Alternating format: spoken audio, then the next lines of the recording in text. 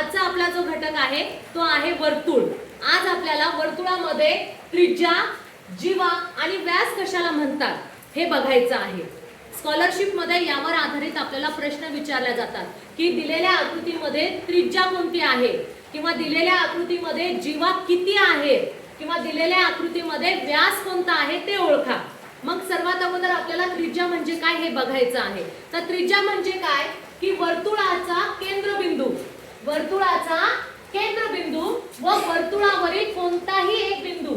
या वर्तुळावर किती बिंदू आहेत? अनंत। या वर्तुळावर किती बिंदू आहेत? अनंत। अनंत बिंदू पासून हा वर्तुळ तयार झालेला आहे। त्यांनी काय सांगितलं? त्रिज्या कोणती त्रिज्या असते? वर्तुळाचा केंद्रबिंदू व वर्तुळावरील कोणताही एक बिंदू। मग या वर्तुळाचा केंद्रबिंदू कुठे असतो? मधोमध। केंद्रबिंदू कुठे असतो?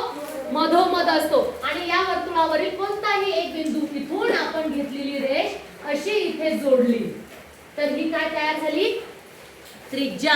ही काय तयार झाली? त्रिज्या। मग या वर्तुळामध्ये आपण समजा या बिंदूला नाव दिलं क आणि ख। क आणि ख ही काय तयार झाली? त्रिज्या। मग असं तुम्ही किती त्रिज्या काढू शकता? अनंत।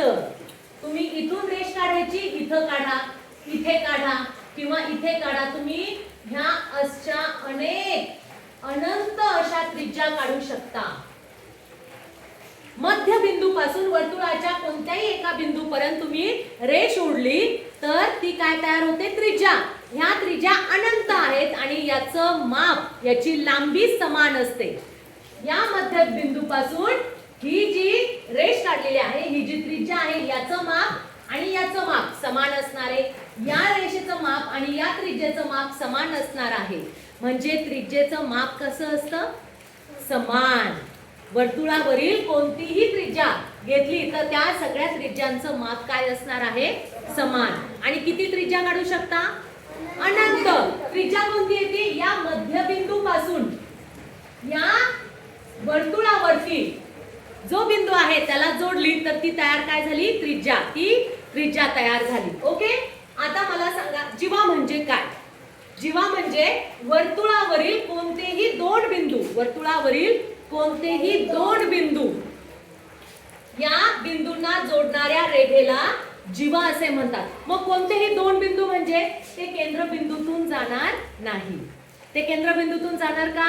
नाही। तर ते या वर्तुळावरील कोणतेही दोन बिंदू, मग याला नाव देऊ ए आणि बी। या बिंदूला इथून घेतली आणि या बिंदूला नाव देऊ सी आणि डी। वर्तुळावरील कोणतेही दोन बिंदू, मग तुम्ही हा बिंदू घ्या, हा बी घ्या आणि हा इथे ई घ्या। काय झाली? ही जीवा। काय तयार झाली?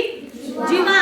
मग तुम्ही एका वर्तुळामध्ये असंख्य जीवा काढू शकता, पण यांचं माप कसं असेल रे? यांचं माप मात्र असमान असेल। बघा तुम्ही या बिंदूवरून या बिंदूपर्यंत जे माप आहे तेच माप या रेषेचं दिसतं का रे तुम्हाला? ही जी जीवा आहे या जीवेचं माप आणि या जीवेचं माप समान आहे का? नाही। पण त्रिज्या जी आहे, त्रिज्या कशी असते? समान असते। पण जीवा समान असते का? नाही। जीवा ही समान नसते। जीवा जी तुम्ही काढलेली आहे ती वर्तुळावरील कोणतेही दोन बिंदू घ्या। तीन बिंदू घेणार का? फक्त दोन बिंदू। इथून एक रेष काढली, ती सरळ अशी काढली, ही झाली ए आणि ही झाली के। एके बघा, एकेचं माप आणि डीसीचं माप समान वाटतं? नाही। बरोबर? म्हणजे जे आहे जीवा, जीवामध्ये समान लांबीच्या जीवा नसतात। आलं लक्षात? पण दोन बिंदू आपल्याला जोडायचे। आता तिसरी काय आहे? व्यास। व्यास कशाला म्हणतात? वर्तुळाच्या केंद्रबिंदूतून जाणाऱ्या जीवेला, केंद्रबिंदू मधून जाणाऱ्या जीवेला। आता ही काय आहे? जीवा आहे। ही काय आहे? जीवा। केंद्रबिंदू मधून एक सरळ दोन बिंदू जोडले तर ती त्रिज्या तयार होते।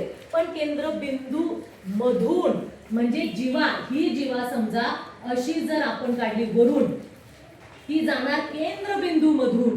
ती कुठून गेली? केंद्रबिंदू मधून, के आणि पी। के आणि पी ही काय झाली व्यास. हे काय झाली व्यास. आणि ही सर्वात मोठी जीवा आहे. वर्तुळामधील सर्वात मोठी जीवा कोणती असते व्यास. वर्तुळामध्ये कारण बघा वर्तुळाचे दोन बिंदू आपण हे केले छेदले. हा पी आणि हा के. पण ती कुठून गेली केंद्रबिंदू मधून गेली. केंद्रबिंदू मधून गेली. इथून मी काढली केंद्रबिंदू मधून अशी सरळ. ही झाली ब आणि ही झाली ड. ब ड ही केंद्रबिंदू मधून गेली. ही काय आहे सर्वात मोठा व्यास आहे.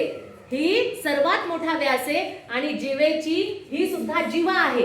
ही सुद्धा जीवा आहे. म्हणजे वर्तुळामधली जी व्यास असतो जो व्यास असतो ती सर्वात मोठी जीवा असते. वर्तुळाचा जो व्यास असतो तो वर्तुळाची सर्वात मोठी जीवा असते. सर्वात मोठी जीवा कोणती जी वर्तुळाच्या एका बाजूवरून घेतली आणि मध्यबिंदू मधून ती सरळ दुसऱ्या बिंदूला जोडली असता जो व्यास तयार होतो ती सर्वात मोठी जीवा. आणि त्रिज्या कोणती त्रिज्या ही इथून म्हणजे हा जो वर्तुळ आहे या वर्तुळाच्या इथून जी घेतली ही त्रिज्या. ही त्रिज्या ही त्रिज्या. पण जीवा कोणती हे दोन पॉइंट जोडलेले. जीवा कोणती हे दोन पॉइंट जोडलेले. हे दोन पॉइंट जोडलेले. ही झाली जीवा. आणि व्यास कोणता हा जो केंद्रबिंदू आहे ना केंद्रबिंदूच्या मधून जी जीवा जाती तो ती सर्वात मोठी जीवा हा आहे व्यास. पण ती त्या वर्तुळाची सर्वात मोठी जीवा समजल्या जाते. लक्षात आलं. मग यावर आधारित तुम्हाला प्रश्न विचारला जातात की दिलेल्या आकृतीमध्ये एकूण जीवा किती आहे. मग जीवा कोणत्या ज्या दोन बिंदूला जोडतात. त्रिज्या कोणती जी केंद्र बिंदू मधून फक्त बाजूला जाईल. आणि व्यास कोणता जी सरळ केंद्रबिंदू मधून सर्वात मोठी रेष असेल ती काय होती जीवा होती. ती काय असती जीवा. आणि व्यास ती आहे व्यास आणि सर्वात मोठी जीवा समजल्या जाते. कळालं तुम्हाला. यावर आधारित प्रश्न विचारल्यानंतर ते तुम्हाला सोडवता आले पाहिजे. ठीक आहे.